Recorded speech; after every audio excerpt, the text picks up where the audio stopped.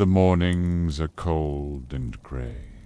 Waking up means pulling on stiff boots and stepping onto floorboards that are freezing under bare feet. Outside, the sky is a white, featureless dome that gives no hint of the sun. The wind is a constant, low moan that never changes tune. Each day is the same, and every day lasts forever. Winter has been here for 2 months already, and no one knows how long it will stay. The days are measured only by the chores: chop wood, mend fences, haul water, tend the goats. If there's any time left after that, you spend it with your family. But there are no games, no stories, no songs.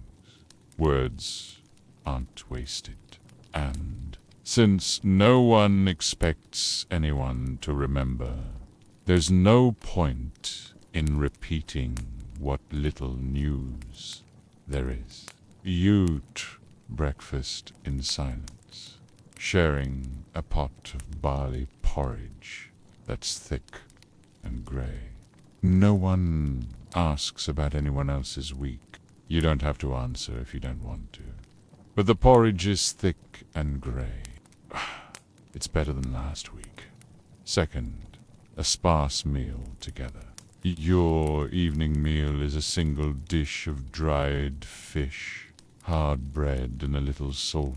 There's not enough for everyone, but there will be some leftover scraps for the dogs. Your grandmother ate her share in silence, and now she's dozing by the fire.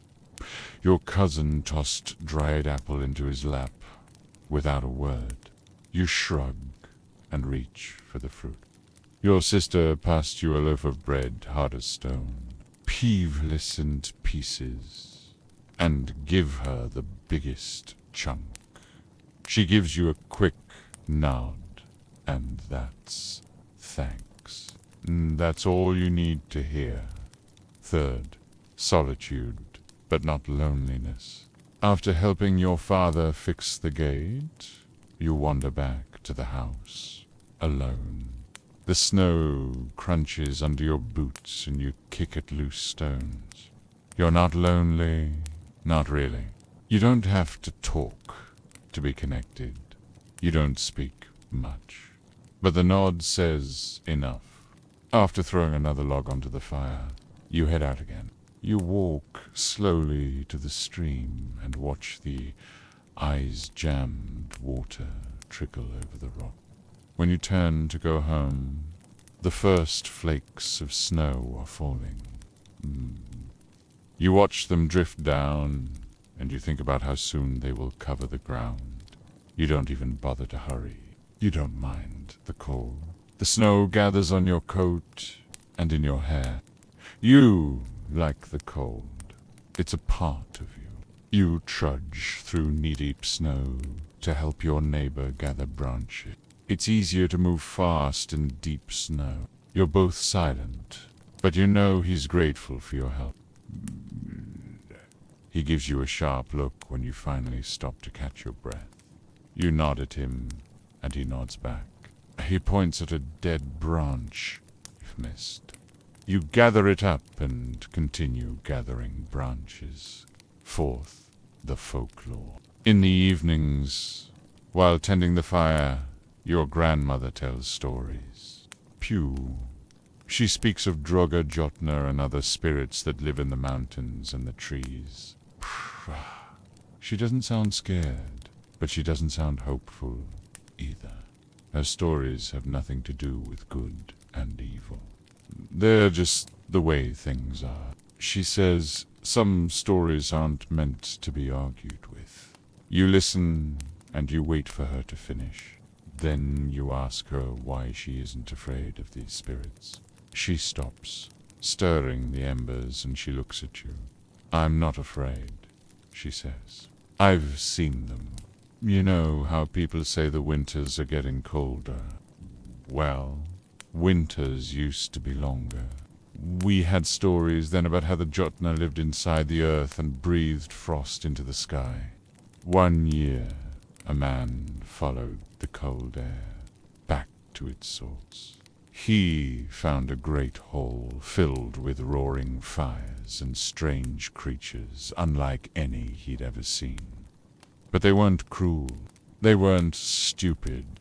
They were ancient and full of purpose. When he woke up the next spring, he knew what he had to do. He called a meeting of our people. He told them what he'd learned and what he'd seen. And he said, "There are some things you shouldn't go looking for." Ever since then, we've kept to ourselves. Some stories aren't meant to be argued with. Beth, sharpening a knife. While your mother kneads dough, you sharpen a knife. It's not a chore. Not really. It's easier to pass the time this way. Your father would sharpen a knife until the blade was thin as paper, he said. It kept his hands busy. You don't need to sharpen the knife. It's sharp enough. You don't answer. You keep sharpening the blade. Sixth, a rare moment of laughter. Finally, after a long day of travel, you arrive at your destination.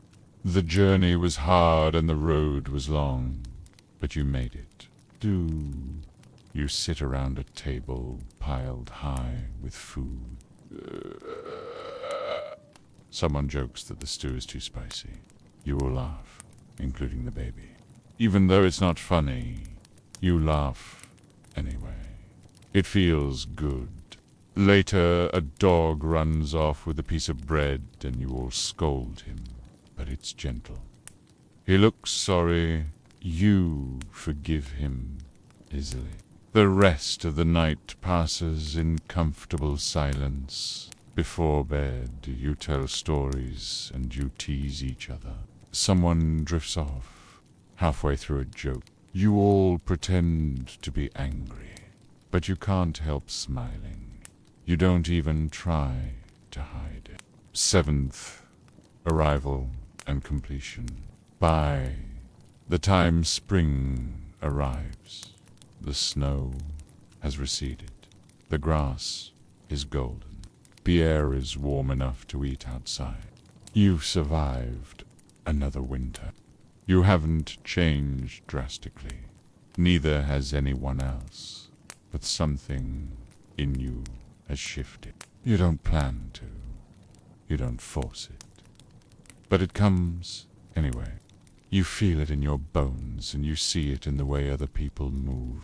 The winter lasted 8 months this year, but it didn't bother you. Next year, you won't remember how hard it was. You won't even remember how cold. You'll look back at the photographs and the scars on your hands will be healing. You'll barely be able to make them out.